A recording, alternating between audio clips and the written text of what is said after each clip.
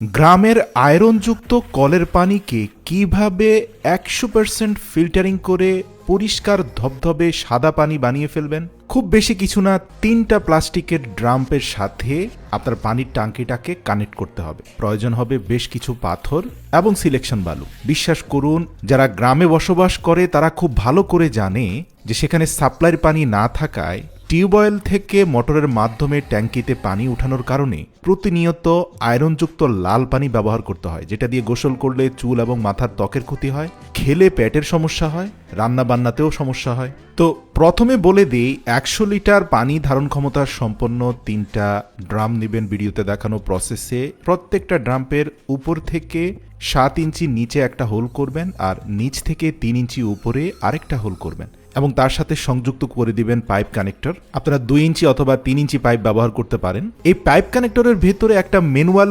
Filtering pipe যুক্ত করে দিবেন, যেটা আপনারা ভিডিওতে দেখানো প্রসেসে অন্তত ১০ ইঞ্চি লম্বা একটা পাইপের উপর নিচে করাত দিয়ে অর্ধেক পরিমাণ অংশ কেটে দিবেন। আপনারা দেখতে পাচ্ছেন পাইপের ভেতর থেকে স্পষ্ট দেখা যাচ্ছে যে বাইরে থেকে সূর্যের আলো ঢুকছে, তার মানে এখান দিয়ে ফিল্টারিং এর পানি খুব সহজে আসা যাওয়া করতে পারবে। ব্যাস, এরকম ৬টা ফিল্টারিং পাইপ বানিয়ে কানেক্টরের ভেতরে প্রতিটা টাঙ্কিতে ২টি করে ফিল্টারিং পাইপ যুক্ত করে দিন।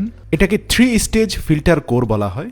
এবার আসুন, ৩ ধরনের পাথুরে কণা আপনাকে সংগ্রহ করতে হবে। প্রথম পাথুরে কণাগুলো হবে একটু বড় সাইজের, দ্বিতীয় পাথুরে কণাগুলো হবে মাঝারি সাইজের, তৃতীয় পাথুরে কণাগুলো হবে আসলে সিলেকশন বালু। এবার আসুন, আপনার হাতে থাকা ৩টা প্লাস্টিকের ট্যাঙ্কিকে ৩টা ভিন্ন ভিন্ন উচ্চতায় রাখতে হবে।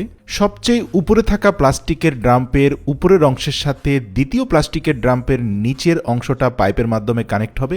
দ্বিতীয়টার উপরে থাকা পাইপের কানেক্টরের সাথে তৃতীয়টার নিচে থাকা পাইপের কানেক্টরের সাথে সংযুক্ত হবে।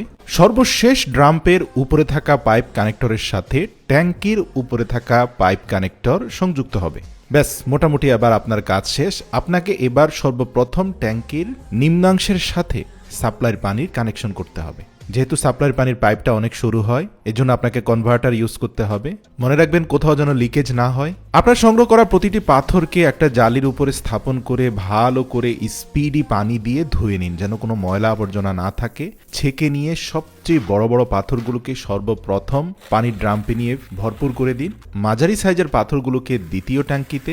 অবশ্য দ্বিতীয় ট্যাঙ্কিতে একটা বিষয় মাথা রাখবেন, দ্বিতীয় ট্যাঙ্কির মধ্যভাগে কিছুটা কয়লা সংযুক্ত করবেন, তবে কয়লা দেওয়ার পরে কিছুটা পরিমাণ সিলেকশন বালি দিয়ে তার উপরে আরো কিছু মাঝারি পাথর দিয়ে ভরাট করে দিবেন। এভাবে একই প্রসেসে কোর 1, 2, 3 পূর্ণ করে দেবেন। মনে রাখবেন, কোর 1-এ শুধুমাত্র পাথর থাকবে, কোর 2-তে 3টা উপাদানই থাকবে, কোর 3-তেও 3টা উপাদানই থাকবে। দেখতে পাবেন কোর 1-এর সাথে সাপ্লাইয়ের পানি কানেক্ট করা মাত্র নিচ দিয়ে পানি যখনই প্রবেশ করবে তখন সেটা পাথর হয়ে উপর দিয়ে গিয়ে দ্বিতীয় কোরে যাবে। সেখানে 3টা পাথরের ধাপ পার হবে। সর্বপ্রথম পাথর, সিলেকশন বালি, কয়লা, তারপরে আবার পাথর, তারপরে আবারও 3টা ধাপে কোর 3-তে গিয়ে ফিল্টারিং হয়ে যখন ড্রামে পানি যাবে তখন দেখবেন যে সেই পানিতে কোনো আয়রন নেই, একেবারে বিশুদ্ধ পানি।